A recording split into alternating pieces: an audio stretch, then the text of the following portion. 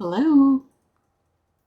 I realized that I did not mute myself, so you probably heard every single click as I was looking around and posting things to Blue Sky and Discord, so give me one extra second.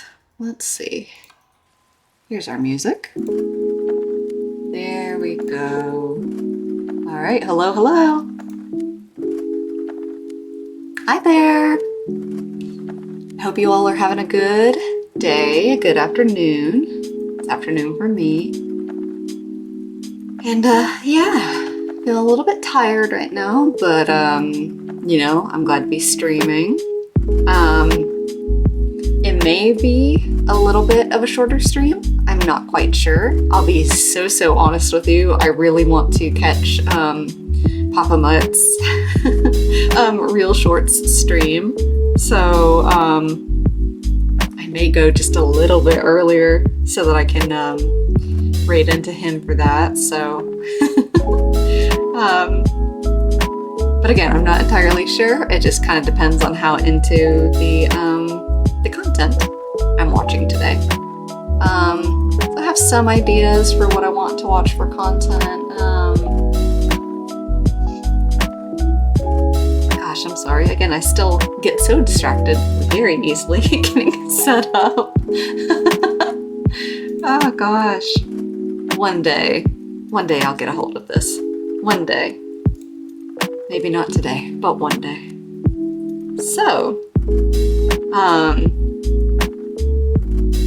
you know, again, I'm like, I don't know if anybody's here. I have viewers turned off because it scares me. But if anybody is here that recently followed me, thank you so much for following me. Papa Mutt had like a shout out on his stream where he basically said, hey, new VTubers, new streamers, raise your hand and everybody follow them. So I did that and I got like, I think 9 new followers like right off the bat. So that was extremely cool. So if you're one of those people, thank you so much. That like really actually made my day. So I really appreciate you. Let's see. Again, I've got to learn not to like, I don't know where to look. That's the thing. So if I'm looking at my music, right, that's kind of like, I'm thinking about what to do. I'm sort of letting my mind wander. But then I feel like I need to watch, you know, like look over and see if anybody's like chatting or something like that. And so I really don't quite know where to look. Again, maybe that's one of those things that I'll figure out. But again, not there, not quite. If you are new, this is my 3rd stream. So I'm still very much a newbie, but I'm having fun with it. And hopefully I just continue to get better and have more fun with it as I go along. So yeah. So I guess let's get into it. I'm gonna refresh my Blue Sky real quick just because I forgot that I posted this. Man, I wish this could not look as boring as it does, but oh well. But this is not that boring. I found that GIF and I was so excited. Okay, let's see. What am I gonna watch today? I have had a couple of different choices that I've been interested in watching, and I'm just, again, I'm not quite decided. You know, it'll be kind of fun when I can get group feedback and say like, hey, what is it that you want to watch? Or, you know, what would be fun for you? But right now, it's just kind of me. So I'm kind of just watching what I want to, or what I think I can react well to. So let's see. Oh, one last thing. Gotta text my friend that I'm streaming. Ah, goodness. There's always something I forget. Oh well.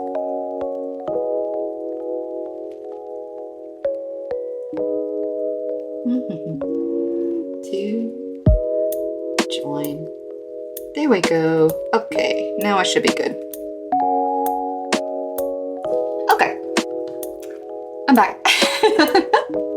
Let's see. Checking noise levels still I got feedback last time that the audio was good, so I'm hoping that that stays good. And that continues to be good.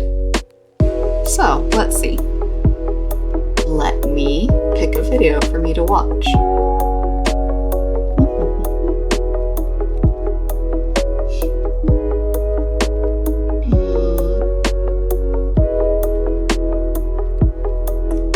Gosh, after watching Strange Eons yesterday, I know that I want to watch one of her videos, I think. But man, which one? I think because Papama is doing his reel shorts, and again, because I'd like to possibly write into that, I am going to watch... Okay, I'm gonna hold off on the Omegaverse until I know that he's watching a reel short that has the Omegaverse in it. So I can learn, but I think right now it's just a reel shorts about, I don't know, a CEO, which, I mean, I will have a lot of fun with, I know, but, until then, let's see. I think I'm just gonna watch Internet Folklore of Creepypasta. Alright, let me... Ignore the silence, no silence here. Very important announcement before... My goodness, very important announcement.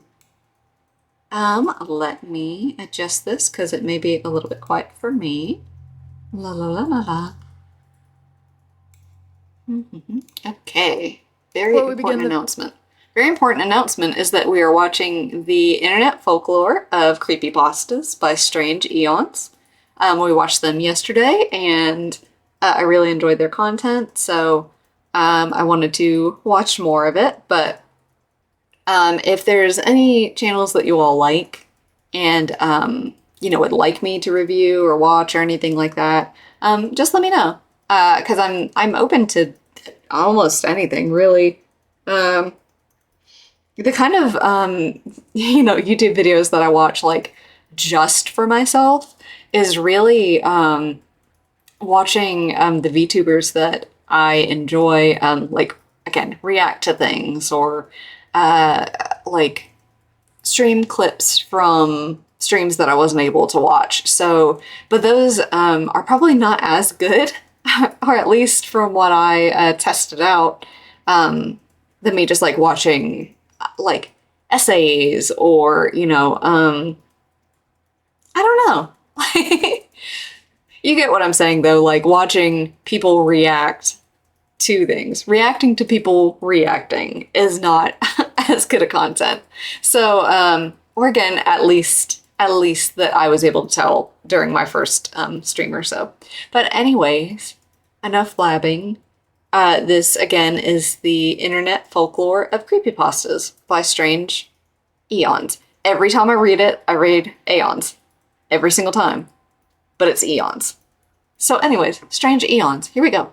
The video. I have new merch. I have these insanely gorgeous tarot card inspired designs featuring me and my cats. You can get them on black and white t-shirts, on posters. You can even get these full-size wall tapestries of them. I am so in love with these. I think they might be my favorite merch. I'm actually like interested in this. Hang on. Wait. Okay, hang on.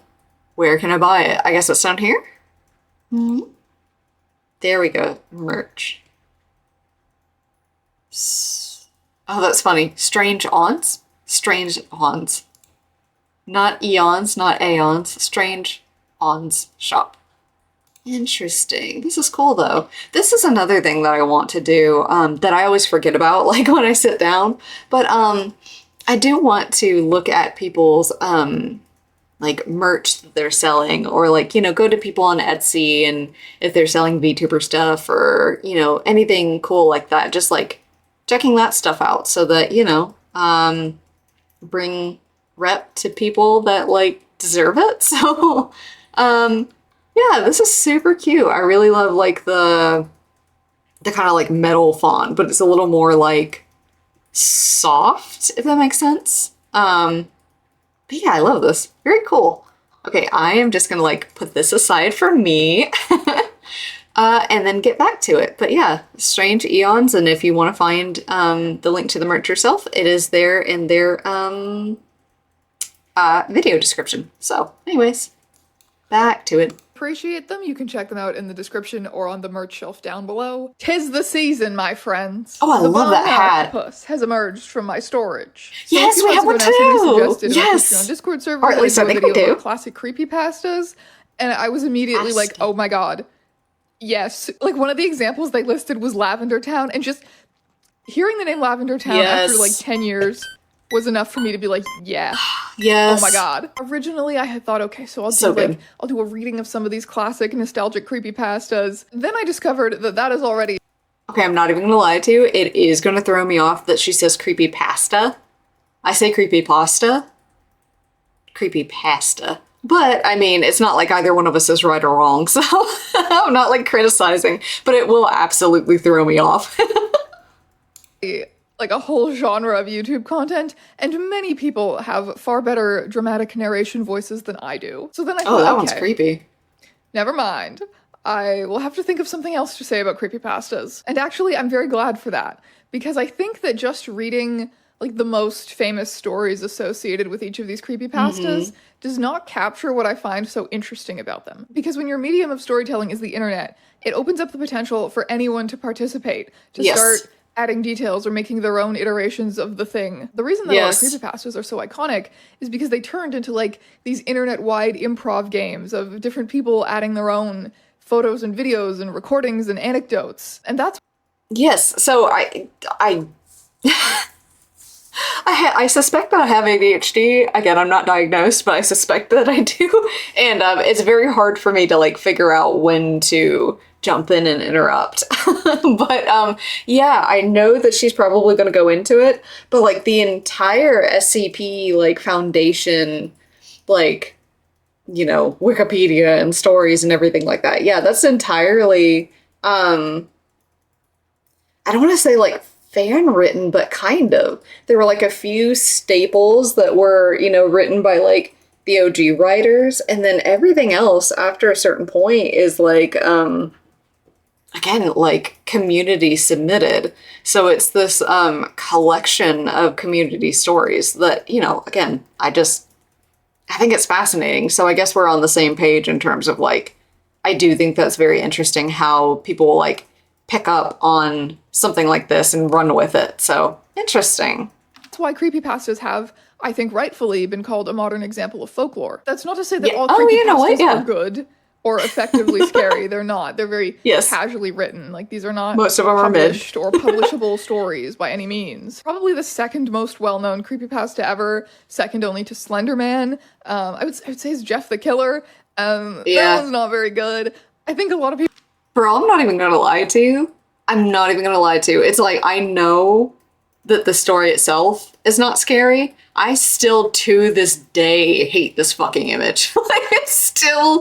Like, it does hit on the particular things that I find creepy, or at least some of them. Momo is the other one that I just, like, that just terrifies me. So, yeah, so I don't want to linger on this too much longer, but it's like, I hate this. So even though I'm like, yeah, the stories are mid, yeah, whatever. One, I can call it mid all I want to. However, you know, I ought to just write a damn story myself if I think I can do so much better, right? And then besides that, yeah, it's it's still scary. The image is at least still scary. But anyways. People enjoy Jeff the Killer for the same reason that they enjoy My Immortal. It's creepypastas like that which have earned the title crappypastas. Some like Jeff the Killer are just not very well written or very clearly written by people who are very young. Some creepypastas are outright parodies of the genre. Man and girl go out to drive under moonlight. They stop at sign of road. He turn to his girl and say, "This is legendary. I love you very much. What is it, honey? Our car is broken down. I think the engine is broken. I'll walk and get some more fuel. I wish Umbra was here so Okay, I'll stay here and look after our stereo. There have been news reports of stereos being stolen. This is like a joke between us. No matter what. I love you, sweaty." So the guy left to get forth through the car. I love you, Sweaty. After 2 hours, the girls say, "Where is my baby? He was supposed to be back by now." My God. Then the girl hear a scratching sound and a voice say, "Let me in." The girl doesn't do it, and after a while she goes to sleep. The next morning she wakes up and finds her boyfriend still not there. She gets out to check and man door, hand hook, car door. You know, kind of poking fun. Oh my God. Wait, hang on. I gotta look up the exact order because I never say it correctly, but oh my God, it kills me every time.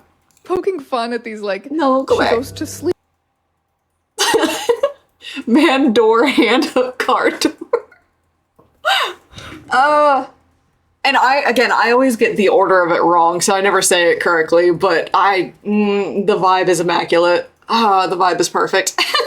The next morning, she wakes up and finds her boyfriend still not there. She gets out to check and man door, hand hook, car door. You know, kind of poking fun at these, like, I love the way she says car door. Urban legend tropes. And maybe man door, hand hook, car door has been, like, what your perception of creepypastas is, but that is not the case. Some of them are very effective, very scary, especially for kids. But before we delve any deeper into that, I do have to tell you a little bit about today's sponsor, Audible. I know for Audible. Okay, so ethical reaction content, which means we're going to watch their ad because we're watching their video. Basically, in exchange for watching their video, we're going to watch their ad, and if anybody wants to use their code at the end of the gift, then absolutely feel free. But, you know, thank you to Strange Aeon for letting us watch their video. Not that they gave me explicit permission or anything like that, but of course, if anybody was like, "Hey, I don't like you, don't watch my content," I'll be like, got it, yep, sorry, got it, boss. but we haven't had that yet, so until then, yeah, let's enjoy this ad.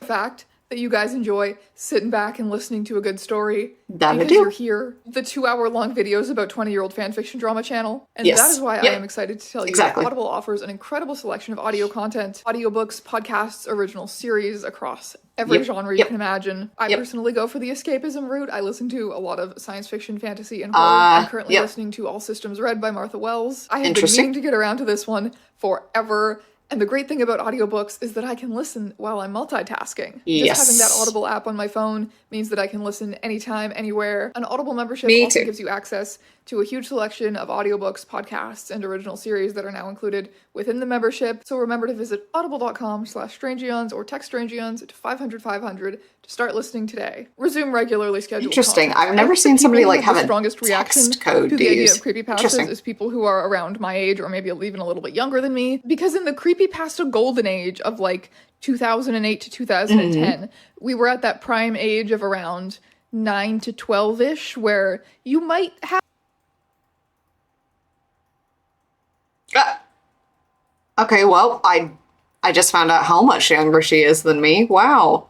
So she said 2008 to 2012 is when she was like 8 to 12? Right? Okay, I was like late high school, early college age for that, so I'm a hag. Sometimes I don't know why, that threw me. I was like, she's like, most of us are in this range, and I'm like, and then she's like 8 to 12. I'm like, nope, it can't be me. Have unsupervised internet access, but you also still have this squishy, susceptible child brain. You lack the discernment and online savvy to know for sure that these stories are fake. You very easily get a little worm in your brain going, but what if the Lavender Town frequencies really do drive me insane? And you sit there in social studies class like, I listened to it. When I think about Lavender Town, I do not think about the original post that it's associated with. I remember my friend telling me all about it. Yes. And then we were like looking it up on the school computer, and we were looking on YouTube trying to find the correct video with the music. And you know, it's hard to find the correct one. You got to find the correct one with the real secret frequencies that only children can hear. And you have I was like, oh, this one's not the right hertz. It's not the right one. It's not the right one. Yeah, I mean, even though we're of different ages, it was the same thing. Like, again, let's say that 2008. I'm trying to figure out how old I would have been. Around 16, 17? That's still 15, 16 or so.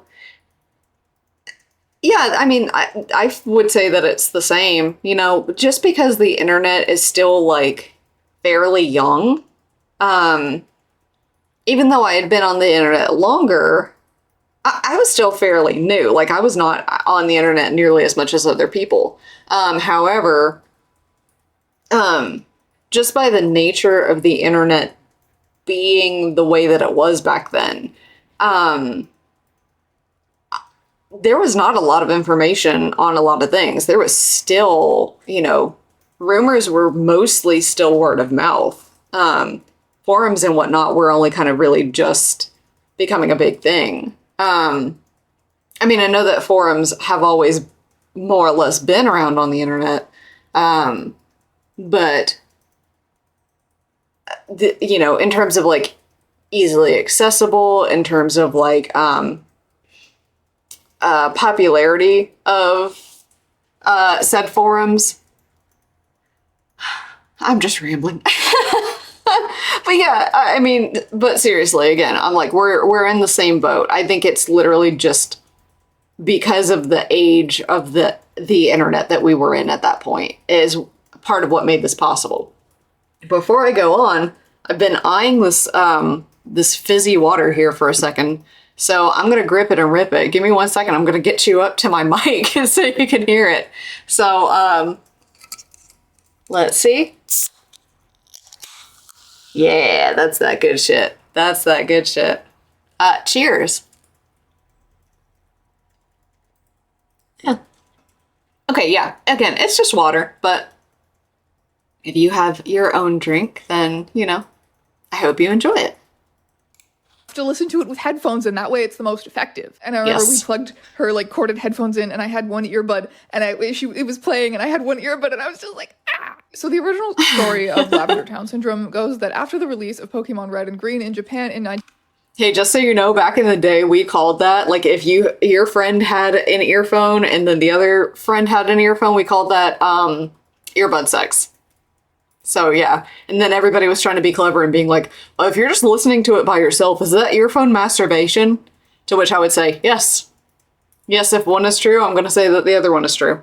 1996, children who reached Lavender Town suffered severe mental and physical reactions to it. 200 of them went insane and committed suicide. Oh my God. Apparently the result of the music's very high frequencies, frequencies so high that only children could hear them. The music was then altered for later iterations of the game, and children were no longer adversely affected by it. Of course, many videos have surfaced over the years claiming to be able to recreate or to be the original Lavender Town music. And that is what is so interesting about creepypastas, the way that they travel and grow and blur these lines between online and real life and fiction and reality. Yes, everybody trying to add their own spin to it to make it, like, more real. Copypasta, which is derived from the phrase copying and pasting. Back in ye old internet, and even in certain internet circles today, it is used to describe, like, a text-based meme that is copied and pasted. If you're familiar with Tumblr or some of my Tumblr content, John Green Talk Monologue, that's a copypasta. People will copy and paste that paragraph of text in a situation where it seems comical as a response. So a creepypasta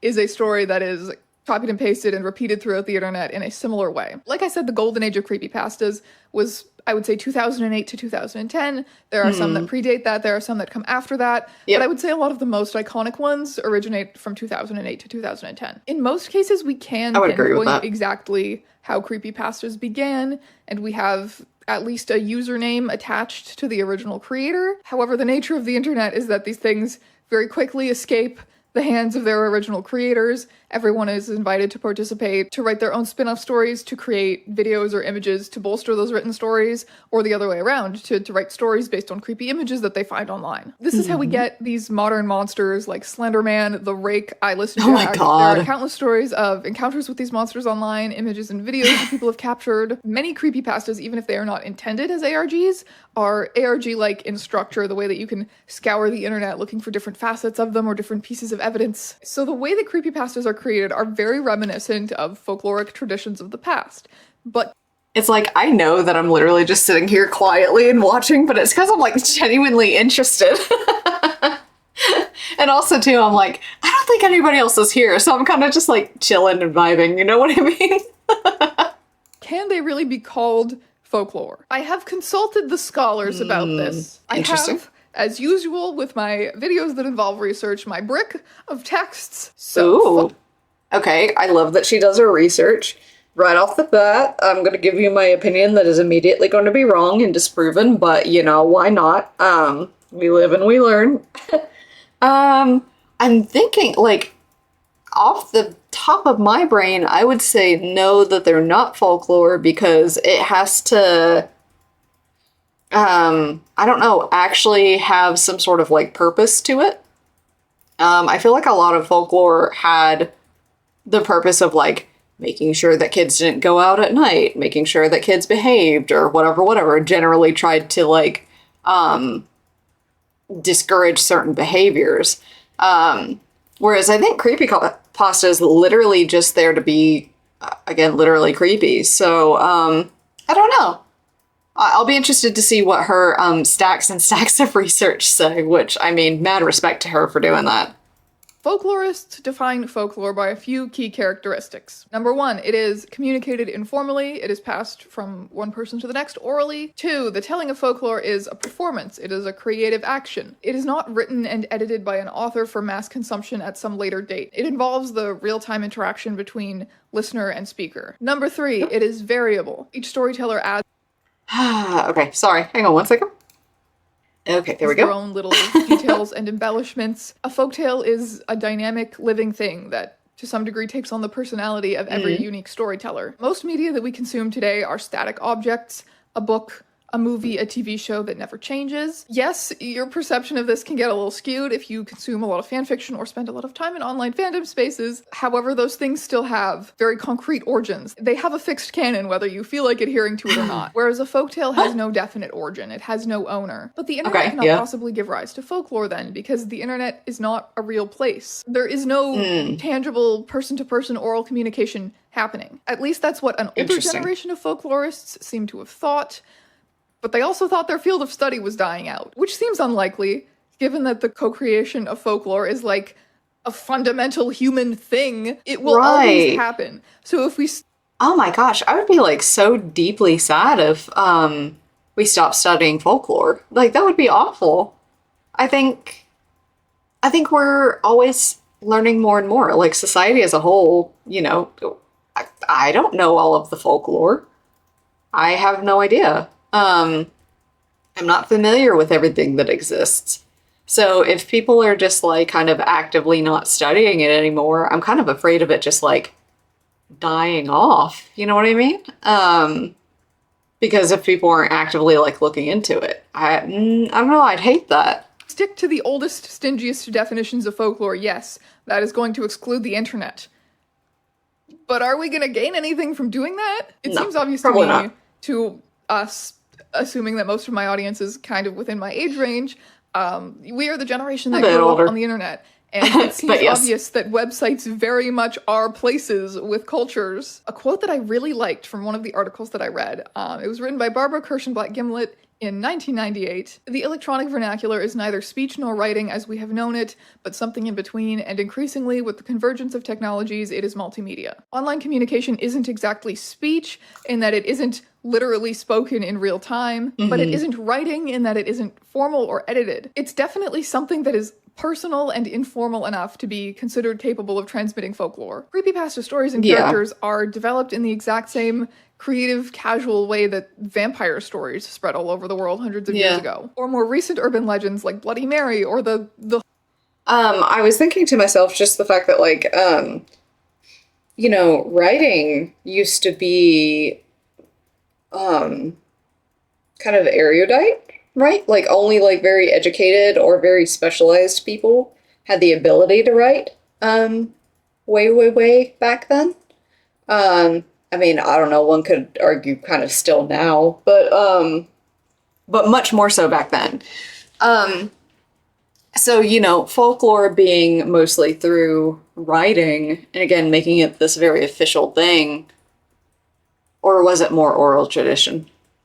I immediately didn't pay attention to enough. But essentially, I think that, having things in writing was much more difficult and had to be much more purposeful back then. Whereas like nowadays, you can write through your computer and it literally takes nothing to do. Just knowing how to use it and like having access to a computer and to the internet. So in a way, it's kind of become its own form of like, I know speech has to be audible, but it kind of functions almost just the same way as speech rather than, writing. Anyways, that was long-winded for no reason. Moving on.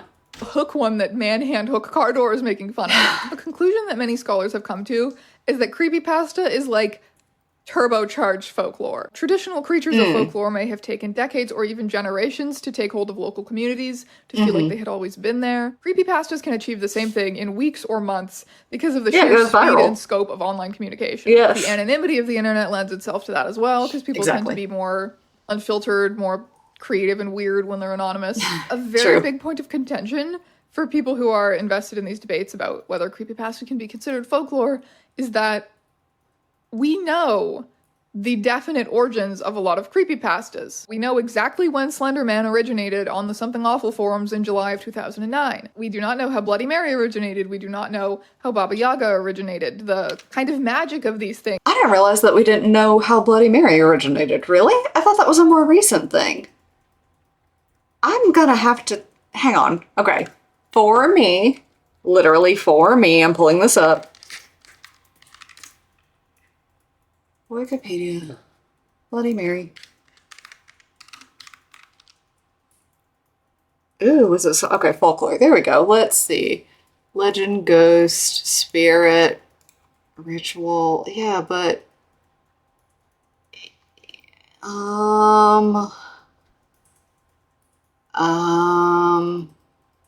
Okay, I'm gonna just, like, keep this for me because I'm interested in learning about it, but I don't know, I kind of thought it was a more recent thing, but, like, clearly not, so. Yeah, back to it. Good info. Things is that over time, as these stories are transmitted, the origins eventually become lost, and then they feel like they really do have a life of their own. Creepypastas absolutely. Hey, Umbral. Hiya. All right, well, I hope you enjoy. We're watching Strange Eons again, the internet folklore of creepypastas, which I'm sure you've already watched, but I'm learning a bit. She was talking a little bit about folklore. I had no idea that Bloody Mary, we didn't know the origins of it. It's kind of, I don't know, just been its own I don't know, story for a long time. I thought it was a more recent thing. I thought it was like a 90s thing. Or like maybe right before the 90s. But anyways, I'll get back to it. But yeah, so far it's been very interesting. Absolutely gain that life of their own and that belonging to a whole community as well. But they move so fast that their origins are not lost. With creepypastas, we can see that process of creation in public time-stamped posts. And for some people, they lack that magic. They're not very interesting because there's no mystery around them, really. Whereas others see... That is true. Some of my favorite, mysterious, mysterious posts, mysterious creepypastas are ones where somebody has planned it for like a very long time. And so they kind of like leave a trail of breadcrumbs. And so it could be something that's like months or years long. But then it, culminates, and maybe it's something that we didn't think was creepy at first, but then becomes creepy. I'm trying to think, there's one that comes to mind, but I would never be able to, tell you what it was called or what even it really involved, but I just know it was like maybe a series of web games or something like that seemed like fairly innocuous, and then more and more kept coming out, and they were like very eerie. So, but that's what I'm talking about. So that's like some of my favorite, because I mean, like, yes, a creepypasta can be creepy with just, it could be posted tomorrow and it'd be like the scariest thing I've ever read, who knows. But I do think the kind of like, ooh, we don't know who posted it, and ooh, we don't know like where this is coming from is kind of what makes, I don't know, kind of what makes it for me in a way.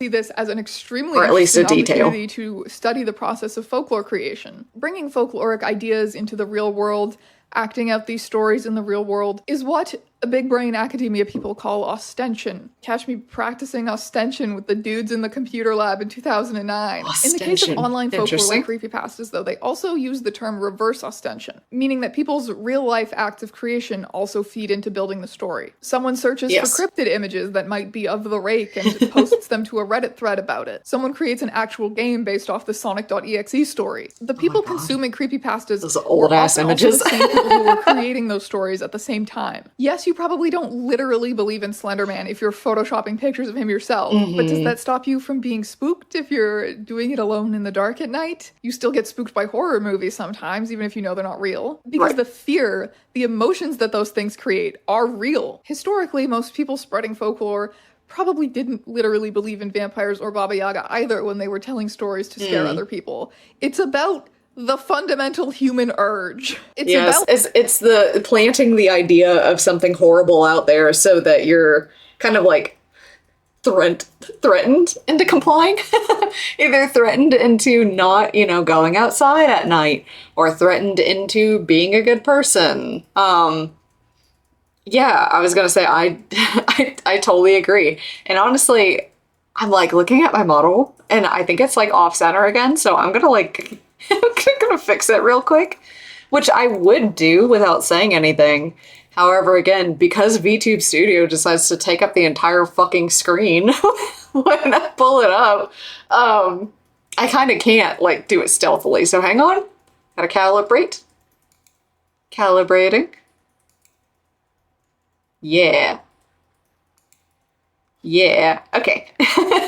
Okay, here we go. Back to the urge, okay? I think it is being proven time and time again that creepypastas are still extremely fun and extremely scary and meaningful to people, even if their origins are documented on the internet. Now I want to discuss a little bit more about the subject matter of a lot of creepypastas. Yes, there are some of them that go for the classic, oh, there's a scary guy and he's in the woods or lurking at the foot of your bed, like Slender Man or the Rake, or even I guess Jeff the Killer is meant to be an origin story for this like creepy disfigured serial killer guy. There are the science gone wrong ones, like Gateway of the Mind, where they remove all of this guy's senses so that he can perceive God. There's Russian Sleep Experiment. I've never heard of that. I swear I thought Russian Sleep Experiment was real until like 2 years ago. Raise your hand if you were a teen who liked edgy, spooky, dark facts, maybe followed Sixpence on Tumblr, and you are literally just now learning that Russian Sleep Experiment. Hang on. I'm gonna look that up because I'm trying to figure out if I am also one of these people. Russian Sleep Experiment. I'm gonna Wikipedia. I probably ought to pay Wikipedia. Oh my god. Holy. Let's see. Okay.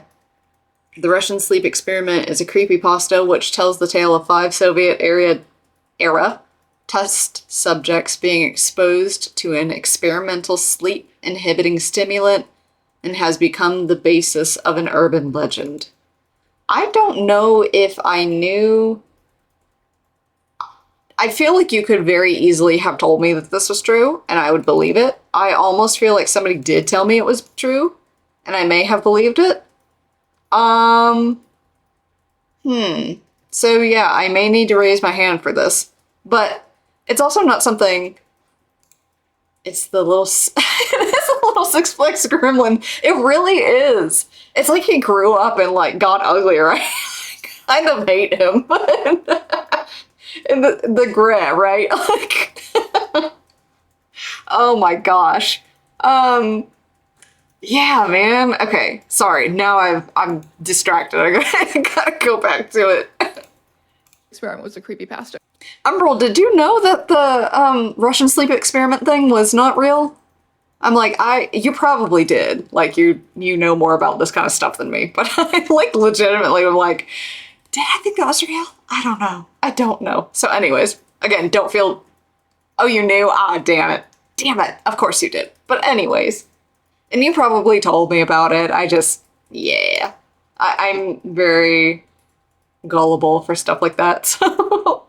Because I know there's gotta be like 2 of you, at least. Probably anyway. me. Who knows? A lot of creepypastas draw on very established horror tropes, serial killers, monsters, horrific oopsies of science. But one thing creepypastas feature a lot of, which really stands out to me, is haunted technology. Games possessed by ghosts or demons. I love it. Images and videos that can drive you insane. Because creepypastas are not told to freak people out who are sitting around a campfire in the woods at night.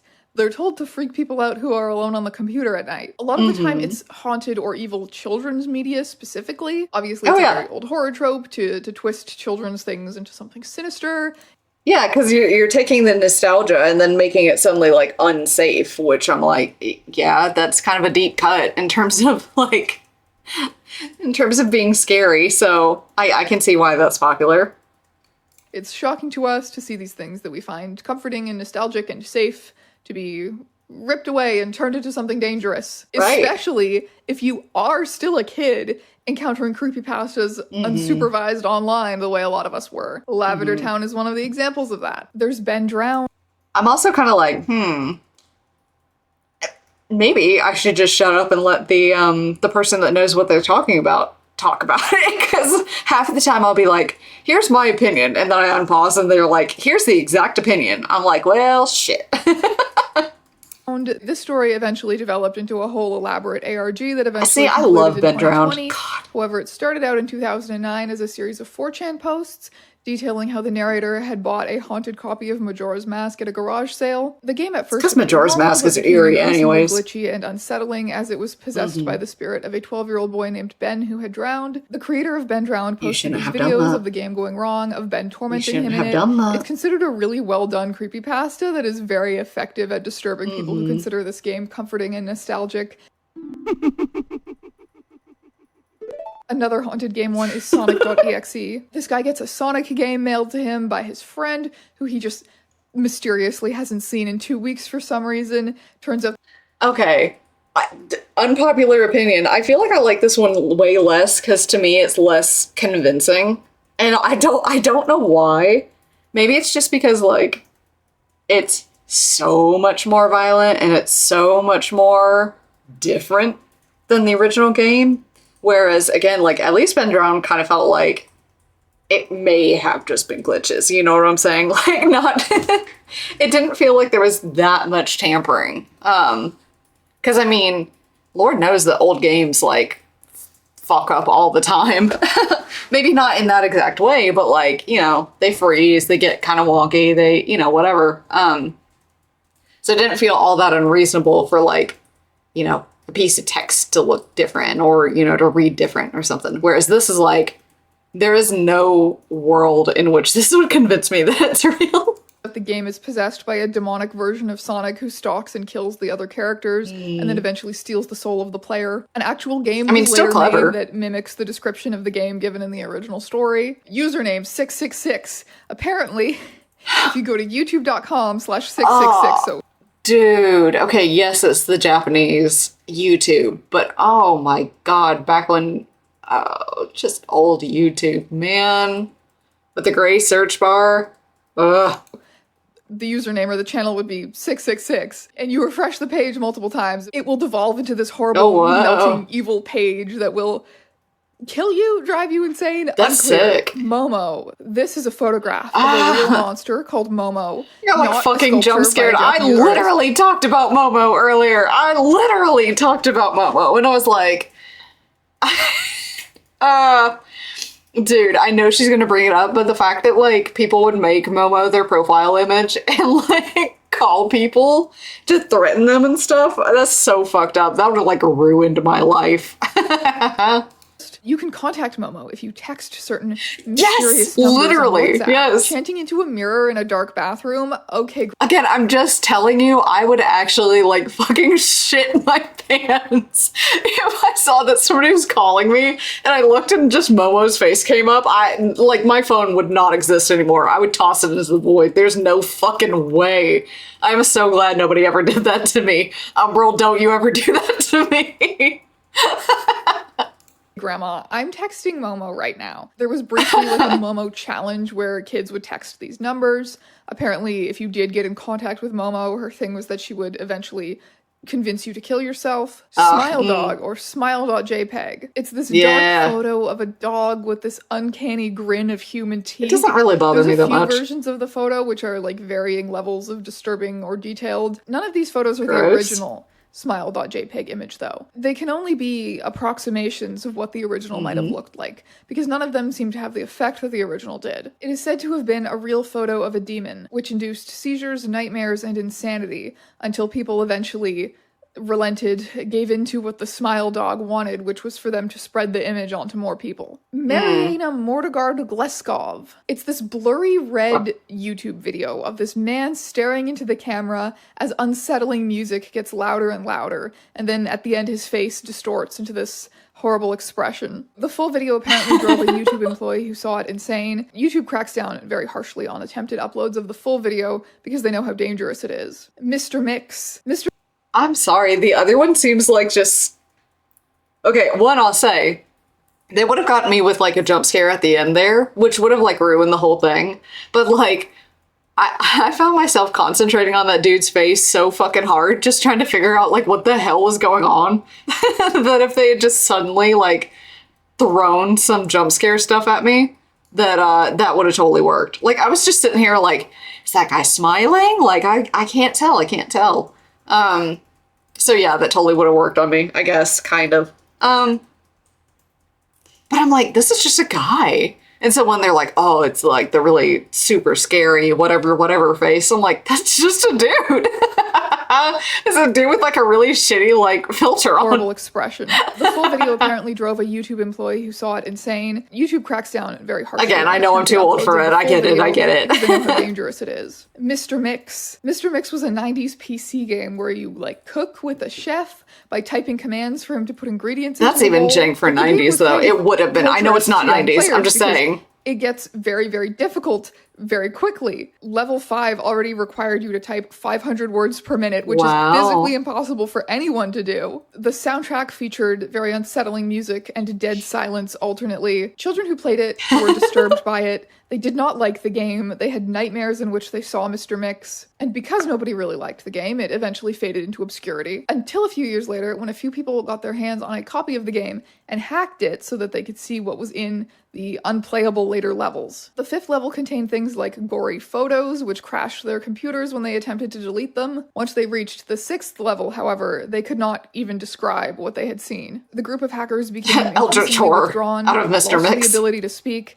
and then disappeared. All remaining copies of the game were destroyed. 2 years after that, one of the hackers was identified, disheveled and wearing a chef's hat, attempting to abduct a child from a grocery store, seeming to have become this predatory figure of Mr. Mix, the chef. The SpongeBob bootleg episode. Dude, oh my god. Wow. I mean, again, it's like, I know I'm too old for most of it, but man, some of these just sound bad. Oh my gosh. But again, Lavender Town was also... I mean, Lavender Town is genuinely creepy, though. It doesn't matter if there's lore to it or fucking not. It's just genuinely scary. So, I'm trying to think...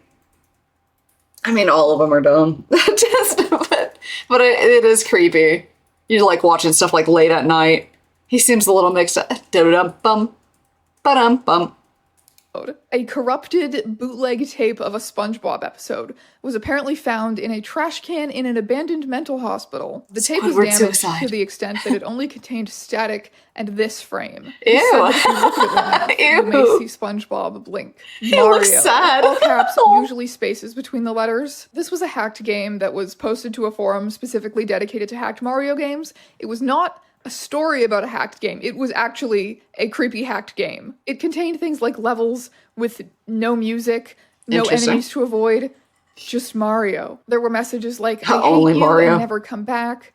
The most significant was titled Victim Number 1 and seemed to be a description of a murder scene. The game ended by sending the player into a blank void from which they could not escape. It was discussed and dissected by members of the forum. I like that one, though. This terrifying image hidden inside of it, which they believed to be Victim Number 1. Suicide Mouse. Interesting. It starts off as a simple looped animation of Mickey Mouse walking along a street. It's one of the unreleased animations created by Walt Disney himself in the 1930s.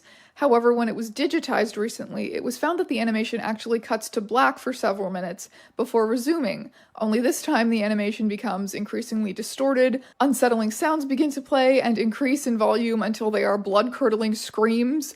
The background warps and melts, and Mickey's face does this. He's looking a little Jeff the Killer, to be honest. That's pretty nasty. A piece of Russian text that translates to, "The sights of hell bring its viewers back in." The sight of the video drove a Disney employee to immediately grab a security guard's gun and kill himself. Notice there's a bit of a pattern here with a lot of these. Dead Bart. This is a Lost Simpsons episode in which... Okay, I hope... It doesn't seem like she's gonna go into it based on, like, the length of the video. I want to know... What I want to know from all of this is why in these, like... I don't know, in all these creepypastas, like, almost 100% of the time, let's say 90% of the time, it involves people killing themselves? Like, like, why is that the theme? Why is that in every single one? Like, what is it about our generation? That's kind of what I'm talking about. It's like, what is it about the people that write these where it's like, let's talk about that specifically. Is it because it's like that concept is that scary or that like unbelievable? I don't know. But it's odd that it's like so persistent. Like I don't know. It's weird. Whereas I'm like, I don't, again, we were talking about folklores earlier. That wasn't like a thing. It was like about creatures killing you. It was about, like serial killers and stuff like that. Whereas again, now like modern day, it's like, oh, you went so crazy that you just decided to end it all. I'm like, why? What is going on? I mean, I kind of know what's going on, but... Bart dies by being sucked out of the window of an airplane. When his family visits his grave, the shot pans out, revealing the graveyard. And all of the graves feature names of celebrity guests who have been on The Simpsons. Okay. The death dates are correct, even for celebrities like Michael Jackson, who had not died at the time that episode was created, and presumably also correct for those who will die in the future. Squidward's suicide. Someone who used to be an intern at Nickelodeon described seeing an extremely disturbing episode called Squidward's Suicide. It contained gory images of apparently real murders, disturbing sounds, demonic faces of the characters, classic. All around extremely disturbing. Distorted portions of the tape surfaced online, the most well-known being Red Mist. Obviously, there are no corpses in this video because it's on YouTube, but it's supposedly a fragment of the real Lost episode, which was the creation of a bitter ex-animator turned serial killer named Andrew Skinner. That's a great name for a serial killer, yeah, right? By the way. If your name is Skinner, you gotta skin people. There are supposedly other lost tapes. I've seen so many people whose last name is Skinner, though. I'm like, I hope not. Spiteful distortions of the SpongeBob canon. So pretty much all creepypastas rely on images or videos. Even though we know that pretty much every image that we see online is altered in some way, people still instinctively see photography as something that represents reality. We have all taken a photo and instantly seen reality reflected there, experienced the camera as an objective machine. So we have this subconscious perception of photography as something that depicts reality, as something that is more convincing than just text on a page, even though we know that isn't the case at all anymore. Right. Supernatural especially with AI now. Photography pretty much as long as photo editing has existed, and photo editing has existed pretty much as long as photography has existed. Just look at Victorian spirit photography, the Cottingley fairies, iconic cryptid images like the Bigfoot one and the Loch Ness Monster one, the Blair Witch Project, the film that... Dude, I gotta look up some of those. Those are sick. I'm like, logically, I know that like photo editing has happened as long as people have had the ability to, but man, I hadn't seen any of those. Those are neat. I really want to see the fairy one. That's neat. Originated the horror found footage genre was earth-shattering. People had never seen that before. A film that was framed as nonfiction, then devolving into supernatural horror. And a lot of people thought it was real. Ghost hunting shows still use pseudoscience like the spirit boxes and heat sensors, because even if we know logically that something is fake, if we can apparently see and hear it ourselves, it still affects us. If you let yourself believe it, take that very fact and turn it against us. If this it'll image like actually scare you, that's what it wants. Now it has a hold on you. If you listen to this song, if you play this game, a lost video can contain horrors that will change you forever. The images themselves are the monsters. Folklore is always a mirror of the society and the culture that it comes from. Monsters do... Okay. I mean, I'm like a VTuber, so I'm gonna have to pause like every 8 seconds to talk. You know, that is the name of the game, apparently. But I actually did think to myself, like a long time ago, I was like, what if there was like an image that existed out there? It's going to be different for like every single person, but like, what if there was something that you could look at where like the instantaneous moment that you looked at it, like it actually did like ruin your life. Like it did make you go insane. And I was thinking about it from like a very like literal, like, what if this was actually real type way? And I know that that would never be the case. I know that would never happen. But it is, I don't know, that's a fascinating, like, brain worm, I suppose. Is like, is there, you know, in terms of a concept, cognitohazard, yeah. Yeah. I mean, I guess I always think about it, like, a little bit differently. When I think of a cognitohazard in a way, I think of something that, like, I don't know, stays with you forever, or like rots your brain from the inside out. Whereas I was like thinking of it from the perspective of like literally you look at it and instantaneously it's just like you're done. But I guess it would be the same concept. I've just for some reason like always had the idea of what that word meant like in a different framing. But yeah, you're correct, Umbral. Do still live in the woods sometimes, yes. But they also live in the internet. Games with demons in them, YouTube videos that will kill you if you watch them, a monster you can text rather than summoning them with a Ouija board. Folklore adapts not only to be communicated and created through new mediums, but also to reflect new mediums and our fears associated with them. Through creepypastas, we can see the internet as this potentially deep, dark, dangerous place that we don't fully understand yet. What is being online all the time? I'll be honest, that's true. Videos into our minds? Is it changing us? Is it unsettling us in ways that we can't quite articulate? Because that's what horror is for. Yeah, that all checks out. Okay, that's where my brain went, reflecting back on the creepypastas of my youth in honor of the anatomically inaccurate bone creature season. Sorry, where is my hand? The season. She's got one of the, I don't know if you can see it, but she's got the skeleton octopus. That is because I am doing a whole video dedicated to Slenderman. The Strange Jones Halloween special is Slenderman. We're really celebrating this year. My 2 October videos, I'm gonna make my Halloween costume. I mean, I know it's probably already out because it's old, but I'm gonna show you the construction of that, and then we're gonna talk about Slenderman and run around in the woods at night. It's gonna be great. I will see you then. Thank you so much for watching, my friends. Very cool. Thank you, Strange Eon. I always want to say Aeon. Strange Eon. Thank you very much. That's super cool. Follow them if, subscribe to them. Actually, I am going to subscribe to them. But if you haven't already and you like their stuff, go subscribe to them. And then they've got merch in their description, which is actually like so cool. And I'm going to save it and look at it later. So let's see.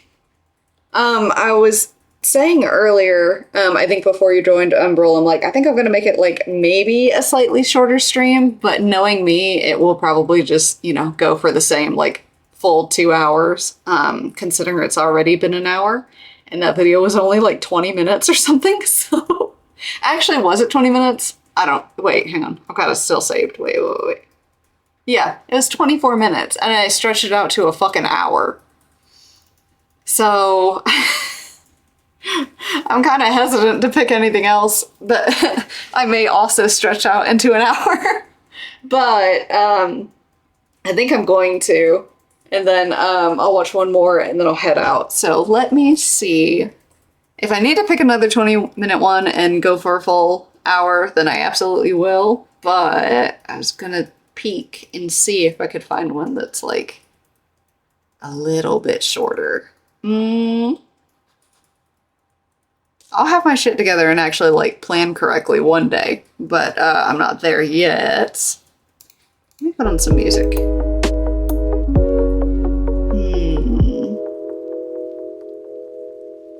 Okay. Yep, I do know.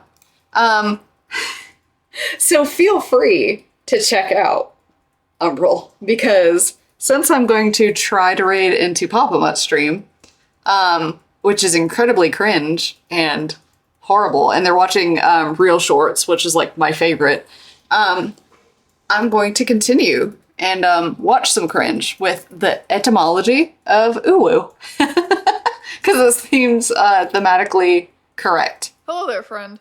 If you like my videos, but think, maybe I like your shirt. It would be fun if they were worse, then boy do I have a Patreon for you. I have gotten lost in the Toronto path. I have baked a vegan. That does seem like that would be fun, to be honest. I think I'm going to rate historical transit vehicles from my city, and you can unlock all of those videos and future exclusive videos for. Is she quiet to you?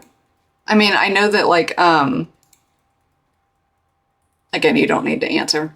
I realize that I have my media turned down just a little bit, so maybe she is fine for you. She was a little bit quiet for me. Anyways. Over on my Patreon. Ooh woo. Ooh woo. Ooh. I imagine that you are familiar with ooh woo as a meme. Something people say when they're kind of trying to be annoying or ironic or make fun of this overly cutesy way of speaking that you associate with furries or cat girls. Is that what the kids are doing these days? Cat girls? Nikomimi. But have you ever asked yourself, why? Why? What is this? Ooh, why? That's not similar to any sort of existing English word. Why are we saying that? How did we as a society land on this being a normal thing to say? Well, okay, I'm gonna be real. I was feeling a little bit... I'm gonna say I don't think it is normal. Let me just go ahead and say I don't think it is normal. More for her? Okay.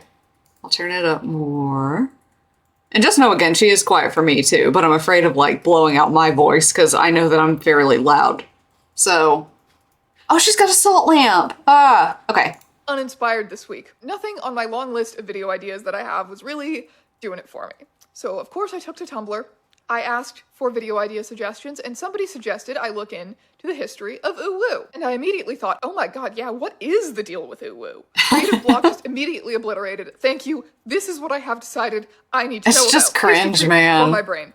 And for yours now as well, because I am very excited to tell you that uwu has a surprisingly interesting and winding internet history. Give it to me, give it to me. Before we go any further, a word from today's sponsor, Audible. Audible is the world's leader in audio entertainment. Same as last time. Again, as I said at the beginning, we watch their ads so that we can, kind of as a little bit of payback for letting us watch the video.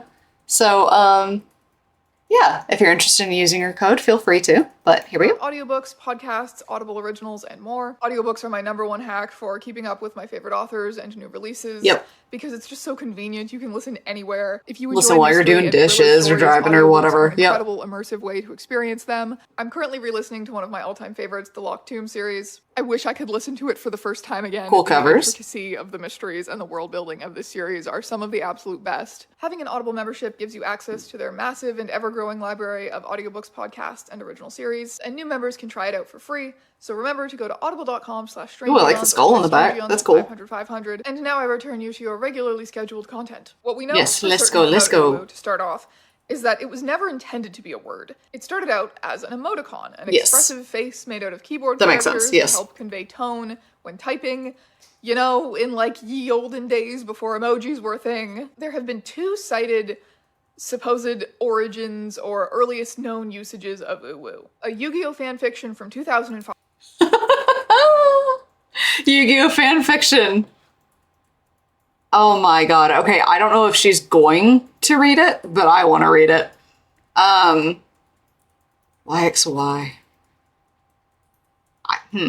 Oh, Yugi. Yugi and Yami, got it. Yugi was a normal boy. Well, as normal as whoever spends 8 years working on a single puzzle. But yeah, anyway, he finally finishes the puzzle and meets Yami, Atemu. Wait, is that his last name? I didn't know that. Genie of the puzzle. He's used to getting what he wants. And he wants Yugi. Oh my god. 5, which was thought to be the earliest for a long time, and a post on a furry forum from the year 2000, which was found. Wait, where the hell was the uwu? Oh, it's in the story. Got it. Not in the description. More recently. Are either of these things legitimate milestones in the history of uwu? I'm gonna tell you, because surprisingly, despite how old both of these posts are, I have managed to talk to the authors of both, and I've got some answers for you regarding the video fanfiction. It's entitled Genie of the Puzzle and was posted to fanfiction.net in October of 2005. The opening author's note states, "We, Sarah/Ryu lover forever, was my 200th reviewer. I'm sorry this took so long. Smack self. Again, feel free to throw squids and fish at me. Uwu, I know I..." Oh, dude, the cringe. The cringe. I knew it was coming, but I forget how painful it can be. Oh my god, okay. Deserve it. This is just a little filler to prove I'm not dead. Things start getting interesting next chapter. The person who contacted me claiming authorship of this fanfiction was upfront about the fact that they do not have access to the account anymore and can't exactly prove that it's them, but given that they wanted to remain anonymous anyway and weren't making any sort of bold claims like having invented uwu, like, I don't really see what there is to gain from lying about this. I don't think I have any reason not to believe them, so I asked them a couple questions about how uwu made its way into their vocabulary around 2005. So according to the author of one video fanfiction that is probably older than some of you watching this video right now, according to them, it was like a common alternative to almost like a smiley face emoji, except mimicking a cute anime character-like expression. So at the time, it was just a genuine cute emoji. It didn't have any of the irony you usually associate with it now, at least in my circles. It was just a genuine smiley face, but cuter and more anime. I also 100% did not make it up. I don't know the technicalities of how they landed on my fic for it, but it was widely used in like AIM, IRC, all the popular weeb chat channels of the time. Yep, that sounds about right. Into my vocab. For my experience as well. Emoticon already had a lot of really similar looking emoticon siblings, and these emoticons had a logic to them. The U's in uwu were closed eyes, the W was a cat-like mouth, thus giving uwu this general vibe of cuteness and serenity and general kindness. So that's like mentally kind of still how I picture it. But we can go earlier. At some point in the past year, I think, so pretty recently, an even earlier usage of uwu was discovered. It's from a post on a very old furry art website called VCL, or Vixen Controlled Library. I don't think this website exists anymore. I think we just have this post from archives. Here's a close-up portrait of Felina. I kind of messed up with the Photoshop on this one. I think the burn tool would have been better than painting over the lines. Uwu. It was made on April 11th, 2000, which is, wait, oh my god, what day is it today? It's April 9th, the day that I'm filming this. Oh my god, edit this video in 2 days so I can post it on the 24th birthday of uwu. No, the sponsor will not approve it in that short of a time. It would have been so good. It would have been so good. So this post was made by an artist named Ghislaine Delliere. I am pronouncing that to the best of my ability. His Twitter bio claims creator of uwu, though he told me that there very well could be earlier usages of it found because it really wasn't that unique. He's doing it for the clout. It was 24 years ago, but as far as he remembers, uwu was a variant that he created. Okay, I didn't take into account the math. I was like not paying attention to the math. 24 years ago. That fan fiction. Dude. Okay. Emoji, which was already a variant of this emoji. But remember, the U's in uwu are swapped in as opposed to other eye variants to signify closed eyes. And in this context, Ghislaine says he was using it to convey sadness, actually. He was disappointed with the way that the drawing he posted that day had turned out. While the closed eyes of uwu were later agreed upon to be serene and happy, his intuition behind giving it closed eyes was to make it sad, which I think is so interesting. In the earliest example we have of it being used, it's being used to mean the complete opposite of what it means now. This is, at this point, the earliest usage of uwu that we have, but it probably isn't the origin of uwu. Like, it's not like he created it in this post and then it caught on. Tell me more. I think Ghislaine was extremely informative when he told me about how it was very influenced by previous emoticons, and other people easily could have come up with it as well. And I think that is likely. A lot of people probably did think of something like this independently, and you know, eventually a meaning was widely agreed upon by the community. So now we need to talk a little bit more about emoticons in the early 2000s. Both Ghislaine Deliere and the author of the Yu-Gi-Oh! Fanfiction brought up Calmoji, Japanese emoticons with a decidedly cute this is what came to mind for me as well. Large eyes. While Western emoticons have typically focused on the mouth to convey expression, Japanese emoticons focused more on the eyes. They're thought to have originally been popularized by manga fans in Japan in the 80s and 90s. These are so cute. These are way more expensive. I meant to say expressive. I think I said expensive. Don't know why. I think I was thinking about how complicated the eyes are as compared to what we had. Also, she says manga, and it's okay. It's okay.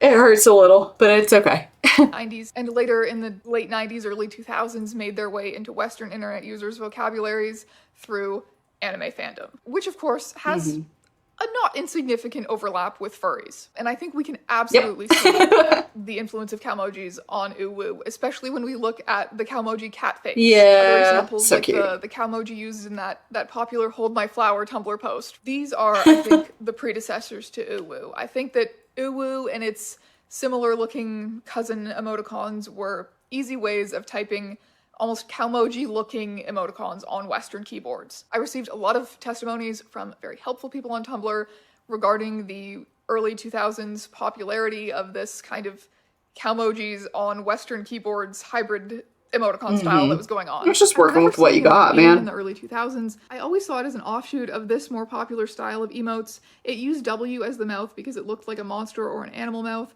so a lot of furries and weebs would use it. It's possible that it had multiple heritages, though, mixing together Japanese and Western style emotes.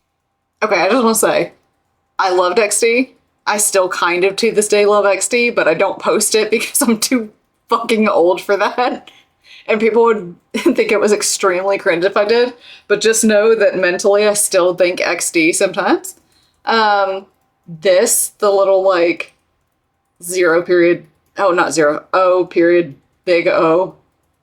That was like an extremely cute one. And then I like to do the little, damn, I have no idea what these things are called if I'm being honest. But the little like triangle with no bottom. But then rather than the underscore, I like to do the period. So it was like a cute little mouth, like similar to this one. So I just am being thrown back to like what my style used to be.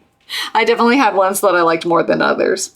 Emotes. Oh yeah, playing around with the mouth used in emotes was a common thing people did. Smiley face mouth versus this smiley face mouth versus V mouth, or yeah, see, this is what I'm talking about. Or line mouth versus dot mouth versus three mouth for vertical ones. So using W as a mouth was kind of just another one of those. I remember seeing the line and the dot mouths the earliest, the rest are coming later. In the mid-2000s, I knew someone who used it alongside this emote, and they said, this one is kind of like a happy face, and uwu is more pensive. And I don't know what to think anymore with the popular usage nowadays. Right. Being interesting. Random aesthetic, i.e. uwu glomps you. Oh my god, thank you for that. From what I remember from the early 2010s on Tumblr, caramel dancing. It was used as an emoticon representation of a relaxed but happy, cutesy anime face. It kind of became this way of showcasing you were an anime-loving, glomping, squeeing kind of person, trying to evoke the mannerisms and movements of a cute anime girl, not necessarily visually inclusive.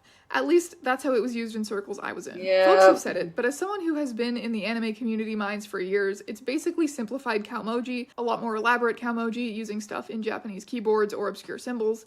I'm not sure if I saw uwu specifically in my DeviantArt or Gaia days, because no one was being bashful there, which is what uwu originally kinda indicates. It's like serene closed eyes and cat mouth, but I saw plenty of this, and the occasional oh whoa. I imagine seeing it on a whole variety of sites, DeviantArt, Omegle, for Affinity, Gaia Online, LiveJournal, MySpace, and even anime roleplay communities on Facebook. So I mean, let's be real. Like, if you were of that era, you used it wherever you were. So, like, it's all of those websites and more. And I don't think it was exclusive to anything. If you were there, you were using it.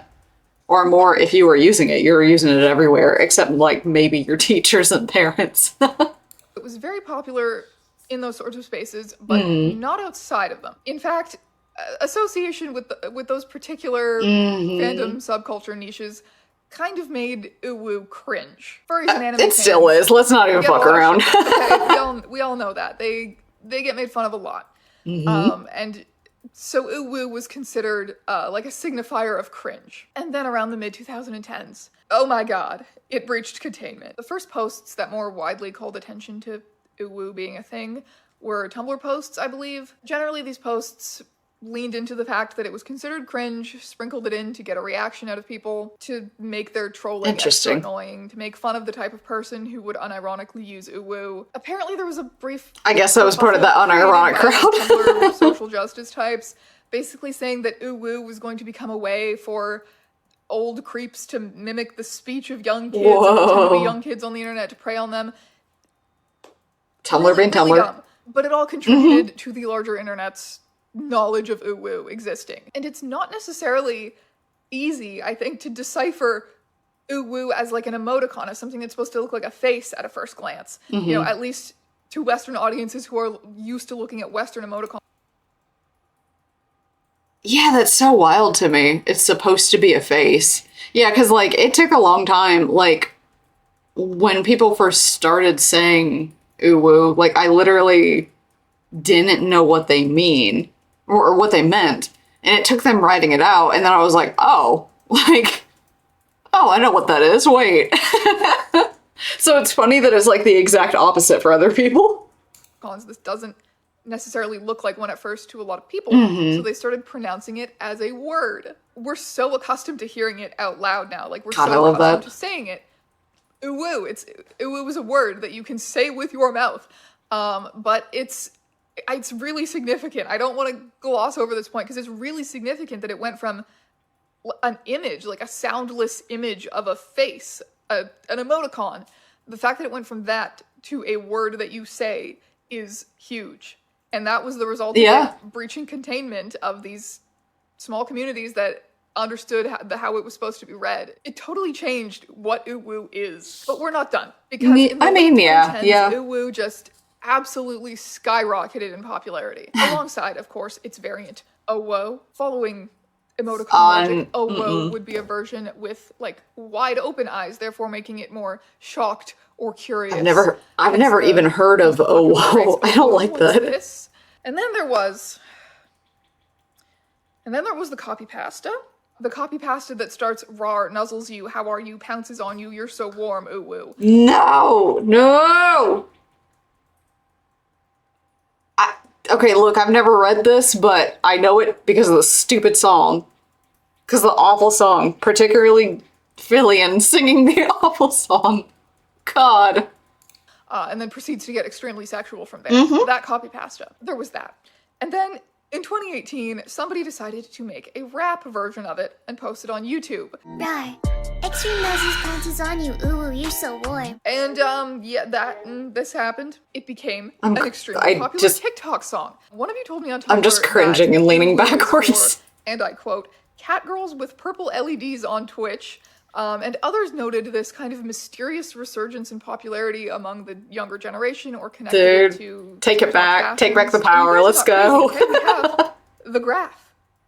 Stonks. We have the graph. So this TikTok trend, adapted from this YouTube video, adapted from this copy pasta, adapted from, I guess, a wider culture of ironically or making fun of uwu, is the reason why it is so popular right now. What's really interesting to me is that if you look at the copy pasta that was, you know, responsible for this huge trend. I still can't get over pasta, but anyways. Uwu isn't spelled uwu in it. It's spelled like this. But the video that adapted it pronounced it uwu. Really? Uwu has transcended. Oh, that's so strange. Uwu. Do you understand? Do I understand? Okay, let's look at I don't think anyone understands. Uwu. The "Hello, Mr. Obama, then perish" roleplay post from Tumblr. Sorry if you don't know what I'm talking about. I don't, but oh my god. Hell? Cave slowly begins to fill with water. Hello? Please, somebody help me. Hello? You can feel the surface of the water barely lapping at you. No. Hello? Hello? Help me. God rest your soul. Hello? Ma'am, why are you doing this to me? Hello? Help me, please. What the fuck is this? Mr. Obama? Is that you? Hello? Please help me. I seem to be in a little bit of trouble, Mr. Obama. Oh my god. Hello? Please, Mr. Obama, Please save me. I don't want to die. Hello, Mr. Obama, are you still there? Mr. Obama, please, I'm drowning. Hello, I'm scared. I'm drowning, please. Mr. Obama, please help. Anything for you, Mr. Obama. Then perish. Uwu never appears in this post either. I've never fucking seen that or heard of that. Please, I'll do anything. Anything? Anything. Then perish. Just hello and please and other hello? Sort of I can't. The eroticism, dude. Uwu speak has come to mean either like a cutesy childlike voice, such as we see used in the song version, or this like fully uwuified language, as is very nice. It's all just eroticism, man. All of it. Uwu is a way of life. Uwu is a way of life now. It's a word you say rather than just an emoticon you use when you're trying to convey that you are cute. It's a way of speaking in a cutesy way. It's a way of typing words to convey that you're speaking in I don't know that it's cutesy, y'all. I really don't. I think it's just all cringe, which, I mean, if you want to like lean into it, go for it. But if you come at me trying to be cute and you I read it as oh woo. Oh woo. Oh my god. Yeah, if you come at me with that ooh and try to genuinely be cute, that's not gonna work on me. That is just not gonna work. And we'd be like, oh, you're one of those. I too am one of those, but I'm better at masking. in a cutesy way. It's a word you say when you're trying to be annoying or ironic and make fun of people who want to be cute. And finally, at the very bottom of the list, you may somewhere still find people who are using uwu as an emoticon that looks like a happy cat-like face. Uwu, yeah, I mean, that's cute. That's fine. Transcend. It's fine. And I wish you all of the uwooing you could ever desire in your life. Honestly, this was a fun thing for my brain to chew on this week. If you guys have any more suggestions that are kind of up this alley of like things I can research kind of quickly, but that are still like surprisingly interesting, like weird little tidbits of internet history like this. If you know of anything like this, it doesn't have to be related to emoticons or language or anything like that. If it is, that's great, but it doesn't have to be that.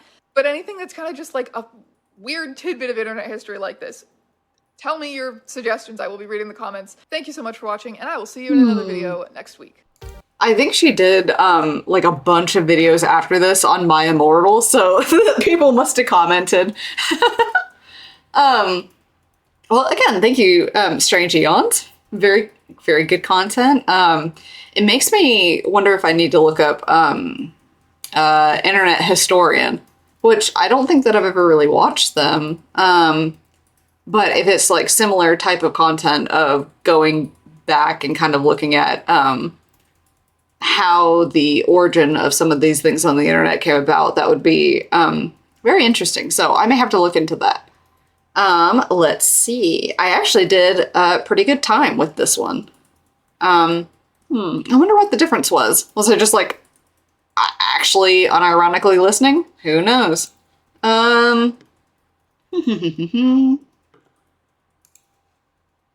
I mean, again, let's just see what, like, oh, I should not have come to the front page because immediately my brain just, like, took over and was like, ooh, look, like, fancy videos.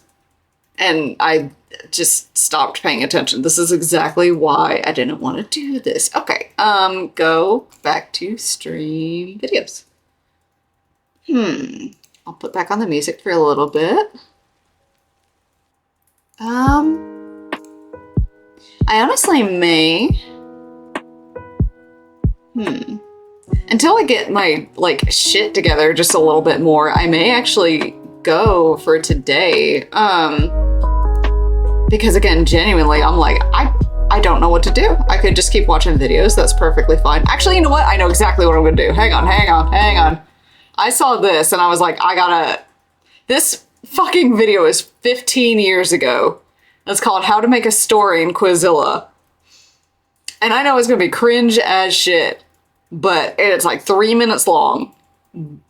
But I gotta know. Not that I gotta know, I just gotta revisit it, man. Because even just looking at like the thumbnail, again, threw me back in time. So I gotta look at it.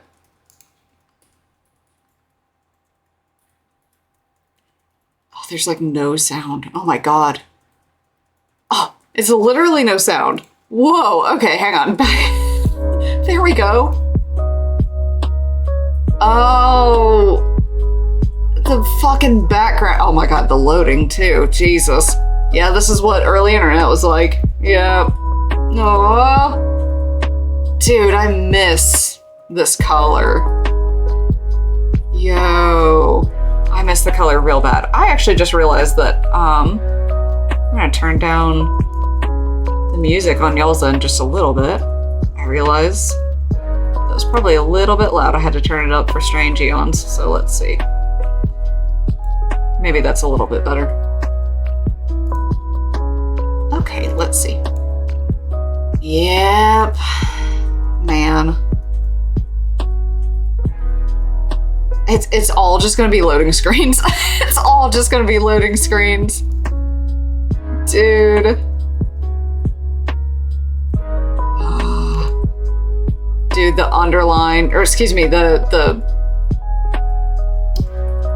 God, why is my brain like mush? Not capitalized, no punctuation, no nothing. Just click here to add a story title. Again, could literally be a shirt.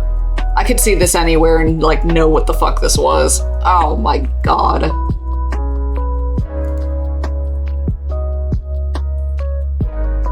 Dude. What? Oh, they're just typing spaces. I was like, what? How are they typing?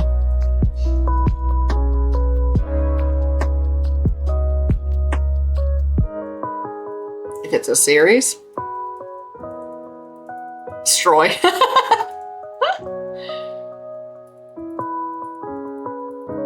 A story or a story. Story or a chapter. Or a...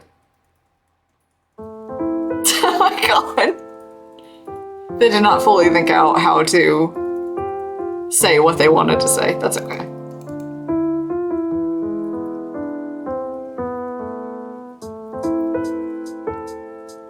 Dude, I'll be so honest with you. I don't think I have the patience to watch this whole video because it's painful for me. Also, I don't like that song as much. Anyways, let me just scroll through it. Pick a different song and then scroll through it. Oh my god. Yep. Again, I just want this on a shirt, man. It's so old and I miss it so much. Oh, I'm so nostalgic. Aww. Taxi views recently better story cats fight in Ninja World. Dude, it's like absolutely not still there, right? Quizilla? Let's see. Quizilla. Oh, there's the Wayback Machine. Let's see. Oh, it's taking it a hot second. Let's see. Oh my god, there it is. Oh. Oh my god, there it is. I wonder if the stuff that I wrote was on there. That's wild.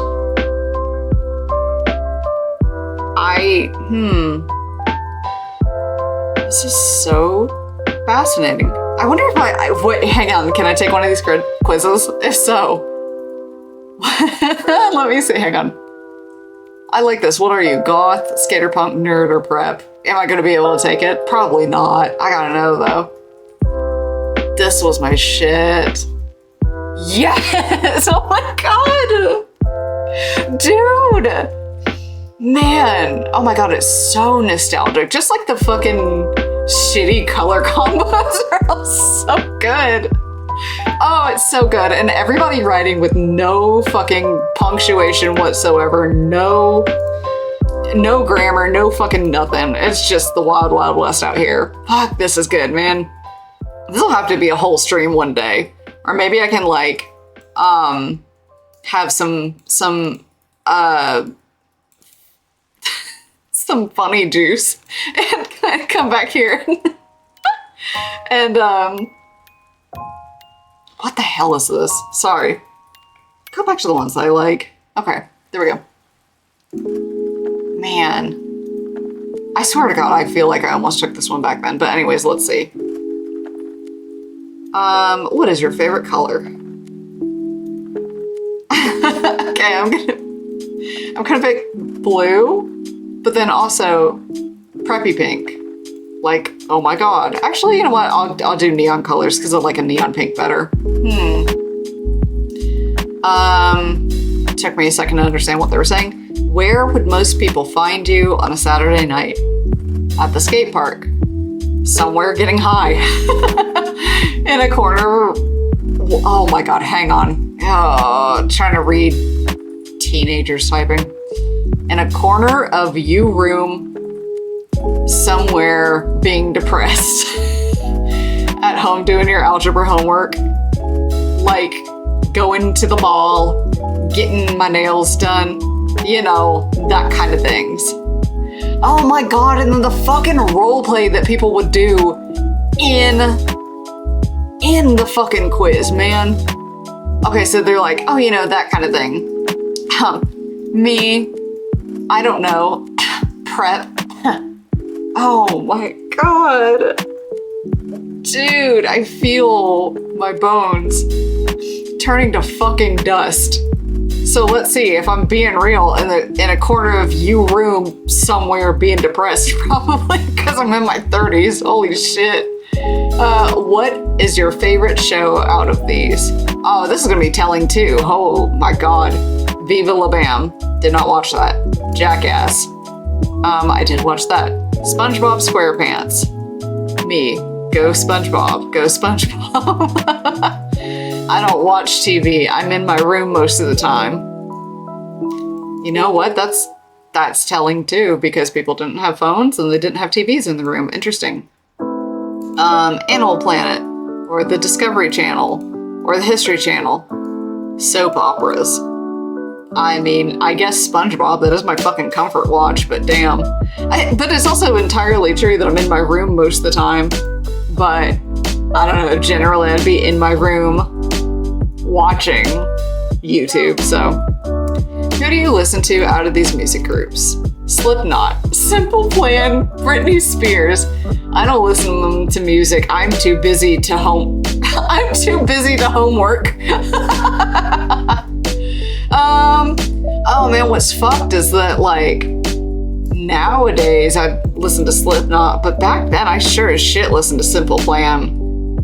I guess I'm answering for me now, but so I'll pick Slipknot. But man, Simple Plan was the fucking thing that I listened to back then. Where do you shop? Hot Topic. What the fuck is this? Are they trying to wait, hang on. Era. Holy fuck. I know the store that they're trying to say, but they've like infected me with a mind worm, and I can't bring it to mind. Anyways, Gap, JCPenney's, places like that. All those don't seem like the same type of stores to me. I don't buy cloths. I get hand-me-downs based. Wait, Hot Topic is on there twice. My mom gets my clothes. I mean, yeah. That's normal for that age. Okay, so is it Hot Topic number 1 or Hot Topic number 2? I'm gonna pick Hot Topic number 2. What do you usually wear? Black baggy pants with a black shirt. I'll be so fucking real. I don't even need to look at the rest of them. Whoa, okay, hang on. I'm picking that one. I gotta go down because I got fucking jump scared. It says jeans ripped or not with a screen tee. Have no idea what they mean. This though, tight tank top with a short skirt and 3-inch high boots. Me.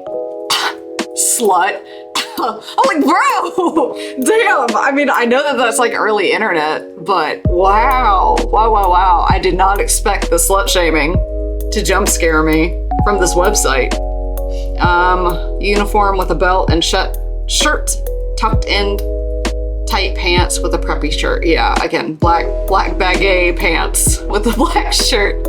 Will you rate? Nope, yes. No, you don't exist anymore. I mean, the person probably does, but this website doesn't. Submit. No! No! Oh. Quiz. I got an error, man. I'll never know. Dude, I'll never know what type of person I am. I should have known better, but oh. Well, I guess I am gonna call it here. This is about what I wanted to. And I will say that, again, even though I didn't get my results for what are you, I guess I'm JellyflareVT. And I hope, let's see, I hope you have had fun. If you've been here and you've been listening in, I appreciate you being here. Umbral, I appreciate you driving around and listening to my stream. You know, I always appreciate when you're here. Let's see. So, okay. Now, because I want to, I'm literally going to get off of this and go watch real shorts if it's still happening. I'm going to see if I can raid into Papa. So, let me just check real quick to see if he is. Bye. Have a good night, Umbral. Let me see. I just want to say, yes, he is still going. Yes. Okay, perfect. So we are going to raid into him. And actually, I'm going to go to his stream real quick just to see what he's up to. But then we'll raid into him. If anybody is still here, that would be awesome. Just to be like, hey, I raided with one person. Huzzah. Okay, let's see. There he is. Okay. Last thing to be alcoholic. Rip Chester, my goat, bro. Okay, let me get a new goddamn thing going, chat. I thought he was doing real shorts tonight, but oh well. Let's see. I guess he's drawing something. Oh, he's drawing her Fugi. Oh, that's so cool. All right, let's see. So, / raid. Let's do it. Is that how you do it? All right. Zen. Wait, hang on. How do we start off with Zen, chat? Hold on, wait. Raid. Play? What is this? Dude, music videos of this era are so stupid. Damn, dude. We need some hard solo? Well, hold on.